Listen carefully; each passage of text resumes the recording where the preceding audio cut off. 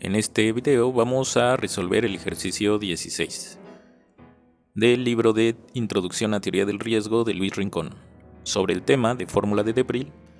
Demuestre que la fórmula recursiva de Debril, la versión 2, produce efectivamente una función de probabilidad. Aquí tengo reescrito el ejercicio. Demuestre que la fórmula recursiva produce efectivamente una función de probabilidad. Lo primero que vamos a hacer es recordar cuál es esa fórmula de Debril versión 2 y nos establece que si usamos esta notación de g de x igual a la probabilidad de que la suma de variables aleatorias independientes idénticamente distribuidas con valores en los naturales sea igual a x, entonces esta, que es la fórmula para la, digamos, para la enésima convolución de estas variables, cumpliría esta función recursiva o esta fórmula recursiva. Entonces, solo para el caso 0, ese caso se vuelve f0 a la n, donde f0 proviene de conocer esta notación. F sub j va a ser la probabilidad de que cualquiera de las variables aleatorias independientes idénticamente distribuidas que toman valores en el 0, 1, 2, etc. con proba positiva. Esa notación entonces indica que la prueba de que cualquiera de esas variables sea j se va a denotar con f sub j. Y vamos a suponer para esta fórmula pues que f de 0, f sub 0 es distinto de 0. O sea que las variables sí pueden tomar el valor 0. Bien, entonces tengo que para valores de x mayores o iguales a 1, esta es la expresión.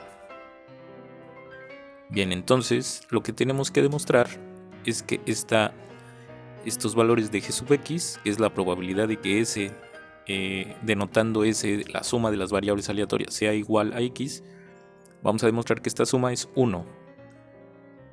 Así que para la demostración, bueno, vamos a tomar que es un hecho entonces la fórmula, y lo primero que voy a hacer es multiplicar ambos lados de esta fórmula, que es válida para x mayores o iguales a 1, por f sub 0. Voy a tener entonces esta primera expresión, a partir de la cual voy a seguir trabajando. f0 por g sub x igual a esta suma. En el siguiente paso voy a separar este término por estos términos en esta suma, menos, que está aquí este menos, este 1 por estos términos en esta suma. Ojo que esto es válido para valores de x mayores o iguales a 1. En la siguiente igualdad, lo que ve es que este término, que está aquí con menos, aparece en la parte izquierda de la igualdad. Sumo en ambos lados este término, así que voy a tener f sub 0 por g sub x más esta suma igual a, y esta primera suma tiene n más 1 entre x que no dependen de j, así que los puedo sacar de la suma. Me va a quedar la suma de j igual a 1 a x de j por f sub j por g sub x menos j. Notar que este término lo podría unir a esta suma si extiendo el límite de la suma desde j igual a 0 hasta x, pero no me conviene tanto, así que por el momento los voy a dejar separados. Y en el siguiente paso multiplico toda la igualdad por x, que recuerden que es mayor o igual a 1, así que no tengo problemas de que se indetermine los cocientes o este cociente, así que multiplico por x. En la parte derecha ya no aparece x aquí, y en la parte izquierda pues va a aparecer x por f0 por g sub x más x por la suma. Bien, y de ahí voy a sumar esta expresión que es válida para x mayores o iguales a 1, así que voy a sumar en la parte izquierda y en la parte derecha para valores de x desde 1 en adelante.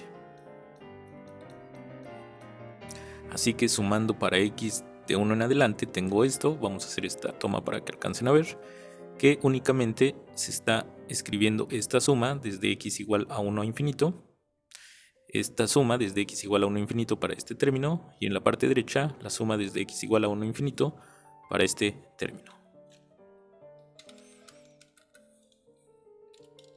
Entonces ahora sí vamos a concentrarnos aquí.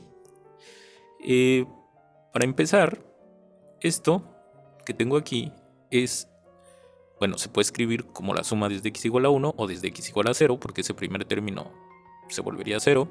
Y esta es la definición de la esperanza de S, que S es la suma de las variables x y, que como son idénticamente distribuidas, pues esto se va a convertir en n veces la esperanza común. ¿Sí? La esperanza de x es la esperanza común de todas las x y.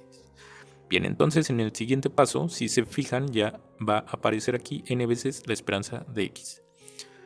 Luego, en esta suma, lo que hice fue invertir el orden de las sumas. Como esta suma va desde 1 a x, aquí aparece ahora desde 1 a infinito, porque la x crece hasta infinito.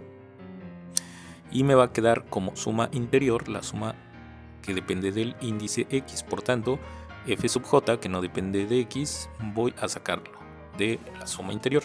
Y esta suma interior, como ven aquí, la j va desde 1 hasta x. Por tanto, siempre j está por abajo de x. O lo que es lo mismo, la x está por arriba de j. Así que cuando ya la suma interior es dependiendo de x, tengo que escribir la x desde j a infinito, ¿sí? En videos anteriores ya he platicado un poco en cuál es la idea a la hora de invertir estas sumas y ver los nuevos límites de la suma, por eso ya no me voy a quedar en eso, pero es también parecido a lo que se hace cuando se cambia el orden de dos integrales y necesitamos ver la nueva región. Entonces hay que hacerlo con cuidado y estos serían los límites correctos, los nuevos límites de la suma correctos. Así que tengo x por g sub x menos j. En la parte derecha también hago el intercambio de sumas. Me queda la suma desde j igual a 1 a infinito. Me queda la suma desde x igual a j a infinito. Estos términos dependen de j, así que salen de la suma interior, que ahora depende de x, y solamente me queda g sub x menos j. En el siguiente paso vamos a hacer un cambio de variable, un cambio de índice. Voy a renombrar x menos j como m viéndola como función del índice x. Así que en la siguiente implicación este término no sufre ningún cambio. Esta suma desde j igual a 1 a infinito tampoco sufre cambio, pero como esta suma ya depende de x, cuando x es j, pues m va a ser 0, ¿no? Y de ahí hacia adelante hasta el infinito no tiene cota superior. Por tanto, esta suma se va a convertir en la suma desde m igual a 0 a infinito.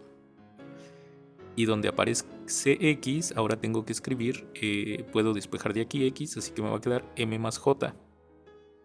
Así que haciendo ese cambio de variable me queda m más j. Y por g evaluada en, o más bien g sub m.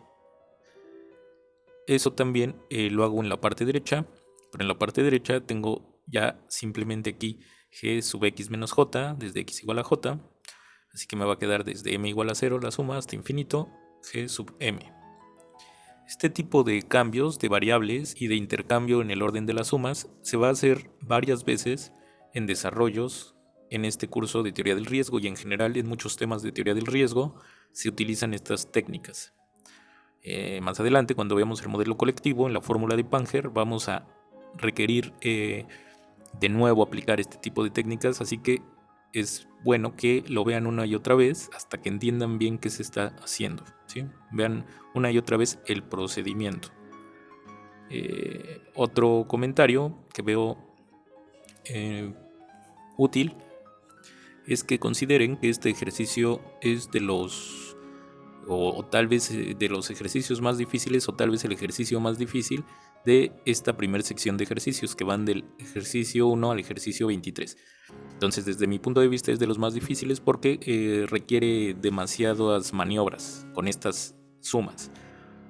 Por eso me parece importante resolverlo y que intenten aprender de cada paso cómo se va desarrollando todo.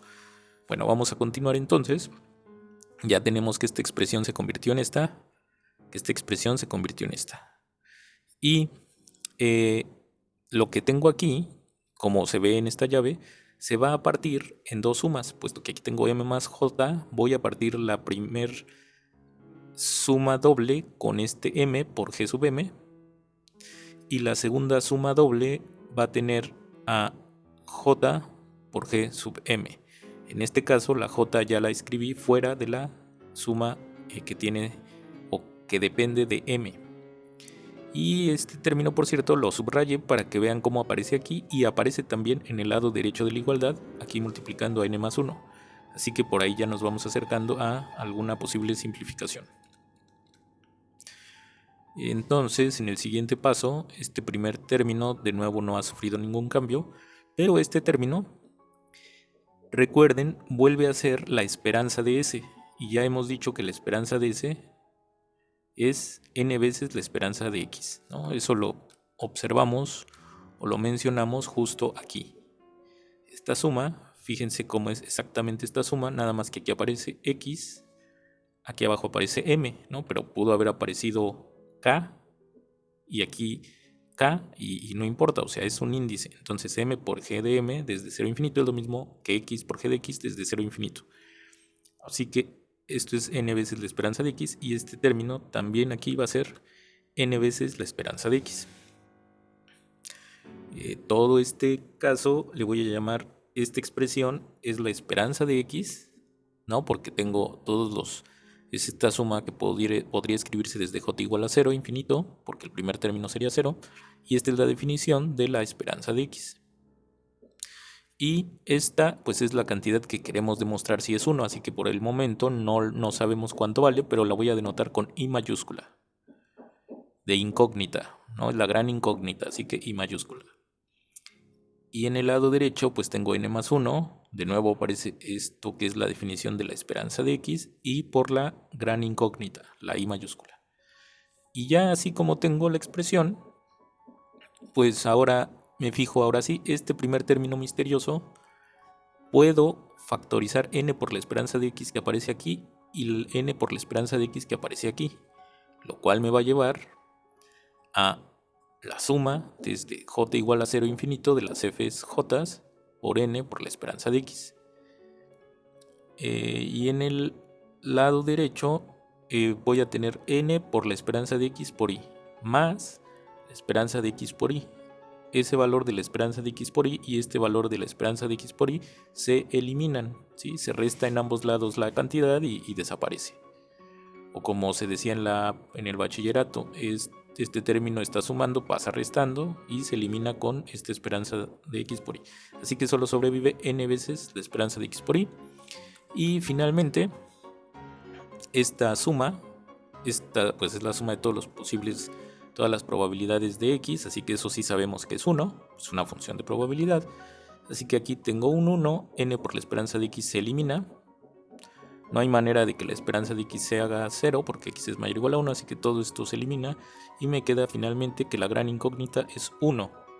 Por lo tanto, la suma de las g's es 1, es decir, es función de probabilidad.